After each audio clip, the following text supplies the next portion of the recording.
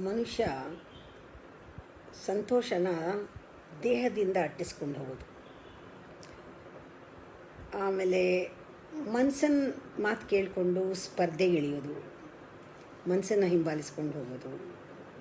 ಹೀಗೆ ಮಾಡ್ತಾಯಿದ್ರೆ ಟೆನ್ಷನ್ ಆಗದೆ ಏನಾಗುತ್ತೆ, ಯಾವಾಗಲೂ ಟೆನ್ಷನ್ನಲ್ಲಿರೋದು.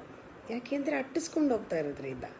ನಿಂತ್ಕೊಳ್ಳಿ, ವಿಶ್ರಾಂತಲೇ ಇರಿ, ಏನನ್ನೂ ಅಟ್ಟಿಸ್ಕೊಂಡು ಹೋಗಬೇಡ, ಎಲ್ಲ ಬಿಡಿ, ಅದೇ ತಾನಾಗೆ ಬರುತ್ತೆ ಜೀವನ. ನೋಡಿ, ಜೀವನನ ಹಿಂಡಿ ತೆಗಿಯೋಕ್ಕೆ ಏನಿದೆ ಅದರೊಳಗೆ?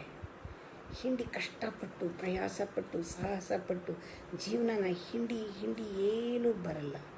ಯಾಕೆಂದರೆ ಅದು ಸರಿಯಾದ ಮಾರ್ಗ ಅಲ್ಲ. ಜೀವನ ಹಿಂಡೋ ಬದಲು ಜೀವನಕ್ಕೆ ಶರಣಾಗತಿ, ಜೀವಕ್ಕೆ ಸಂಪೂರ್ಣ ಸರೆಂಡರ್ ಆಗಿಬಿಡಿ.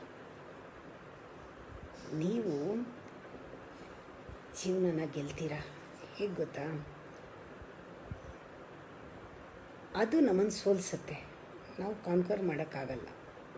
ಲೈಫ್ ಅನ್ನೋದು ಬಹಳ ಇನ್ಫಿನೈಟ್. ಅದ್ರ ಜೊತೆಗೆ ನೀವು ಸೋಲ್ತೀರ, ಸೋತರೂ ಪರವಾಗಿಲ್ಲ. ಆ ಸೋಲ್ಗೂ ತಾಕತ್ತು ಬೇಕು, ಧೈರ್ಯ ಬೇಕು, ಎದುರಿಸ್ಬೇಕು ಜೀವನನ. ಇದು ಸೋಲೇ ಗೆಲುವಾಗತ್ತೆ. ಪ್ರಯಾಸ ಶ್ರಮ ಪಡಬೇಕು. ಈ ಹನಿ ನಾವು ಅಲ್ವಾ, ಸಮುದ್ರದ ಜೊತೆ ಫೈಟ್ ಮಾಡೋಕ್ಕಾಗತ್ತಾ? ಇಲ್ಲ. ಏನು ಮಾಡಬೇಕು? ಬಿದ್ದೋಗ್ಬೇಕು. ಎಲ್ಲ ಸಿಗತ್ತೆ, ಸಮುದ್ರನೇ ಸಿಗತ್ತೆ ಅಲ್ವಾ. ನಾವು ಅದನ್ನು ಬಿಟ್ಬಿಟ್ಟು ಸಂತೋಷಕ್ಕೋಸ್ಕರ ದೇಹದ ಮೇಲೆ ಓವರ್ ಅಬ್ಸೆಷನ್, ದೇಹದಿಂದ ದೇಹನ ತುಂಬ ಚೆನ್ನಾಗಿ ನೋಡ್ಕೊಳ್ಳೋದು, ಅದರ ಲಿಮಿಟೇ ಇಲ್ಲ ಅದನ್ನು. ಯಾಕೆಂದರೆ ಅದರಿಂದ ಸಂತೋಷ ಸಿಗುತ್ತೆ ಅಂತ. ಅಥವಾ ಮನಸ್ಸಿನ ಬಗ್ಗೆ ಅಬ್ಸೆಷನ್, ಅದನ್ನು ಹೇಳಿದ್ದೆಲ್ಲ ಕೇಳ್ತಾ ಇರೋದು, ಕರ್ಕೊಂಡು ಹೋಗ್ತಾ ಇರುತ್ತೆ ಎಲ್ಲಿಗಂದರೆ ಅಲ್ಲಿ ಕರ್ಕೊಂಡು ಹೋಗ್ತಾ ಇರುತ್ತೆ. ಎರಡೂ ಸರಿ ಇಲ್ಲ.